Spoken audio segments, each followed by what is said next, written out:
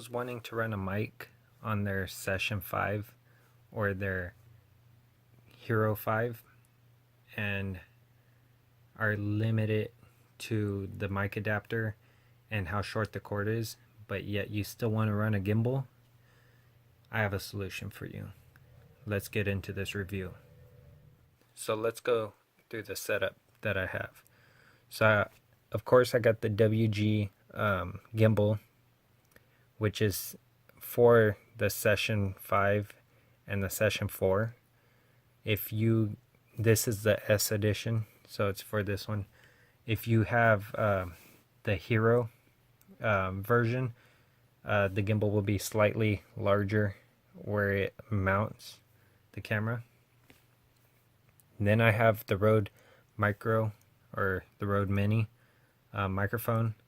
This one's not the cell phone version. The cell phone version has a bracket back here. This is just the regular cold shoe, hot shoe mount. And then on the back side, I have, let me turn it around for you. So I have right here a ball joint that's for your standard cameras with a 1-inch extension. So that way I'm able to clear the gimbal. And then I have the cold shoe, hot shoe mount setup. And then as we move towards the back, of course I have the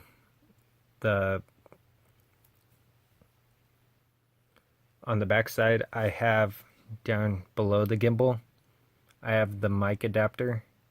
I have my battery pack. This is 500 milliamps, so this will run the session or charge it 5 times. And then I have a flashlight underneath the gimbal, so that way it could create light. And then, so if you ran out of battery, I have a jumper that would go from this USB to USB Type-C and plug right in, and then that'll allow my GoPro to charge while I'm still using it. This gimbal setup, it's not heavier than your standard regular cameras, so it's a fairly light system, and it has everything you need all in one. So let's get back to the main purpose of this video and show how I actually adapted the mic adapter to my session with the longer extension.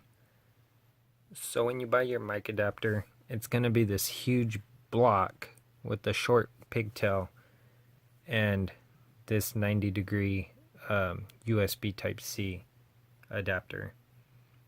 So in order to use it with the gimbal, you're going to have to extend it. So what I had to do was I cut this wire in half. So pretend this was a little short stubby mic adapter, the original one. I cut it open and there's about 13 wires attached from here to that end. So what you want to do is buy some silicone wire, and this stuff, as you can see, is very flexible. It's silicone wire. And you want to get 28 gauge and 30 gauge. Some of the wires that attach from here to that thing are 28 and some of them are 30. So if you want, you could just always get the bigger size and do them all like that. But what I wanted to do was keep this as small as possible. And what I did after I cut it, I spliced all the wires back and I soldered them directly to the wires I spliced, and then did the same for that end. You will need some splicing pliers, which if you don't have, you could always use a torch to melt the actual coating back on the other side if you don't have wire strippers that tiny. These are the ones I've used.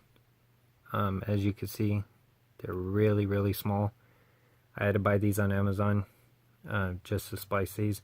So this is a very expensive project, but if you sunk all that money in your GoPro and a gimbal, this is your only option for the new style GoPro Hero 5 and Session 5. So once you splice them back, you solder them. Make sure before you solder them, you have heat shrink, and you set the heat shrink on each one of the wires before you solder it, so that way once you solder it, you could slide the heat shrink over, light it with the lighter, and basically seal the ends of each wire. Do that for each side. And then what I also did was, before I soldered all the wires together, I made sure I put a big piece of heat shrink and ran it down the end of this wire and left it down here. And then also I had the big heat shrink, as you can see right there. This was really big heat shrink, and I cut it into little sections, and this will allow your gimbal to move freely and not keep it really stiff and rigid, but yet it keeps the wires uniformly. And then what I did was, after I soldered it, heat shrunk it, I pulled the big heat shrink over this end, heat shrunk it, and same for that. Try to keep this as lightweight as possible, since this is going to be on the gimbal where it moves the most. As you can see, this seems pretty big and heavy, but in reality it's not, due to the fact that I used as little heat shrink as possible. And then I just put this electrical tape on here, and then the big heat shrink around it, a little cutout that I have, a little section right there, to keep all this together. So there's a whole bunch of little tiny heat shrinks keeping all these wires connected to here with the soldered joints, and then wrapped in electrical tape, and then one big piece around the outside of everything, so the electrical tape don't unravel. Then all the way down the line, I have the big heat shrink in little tiny sections.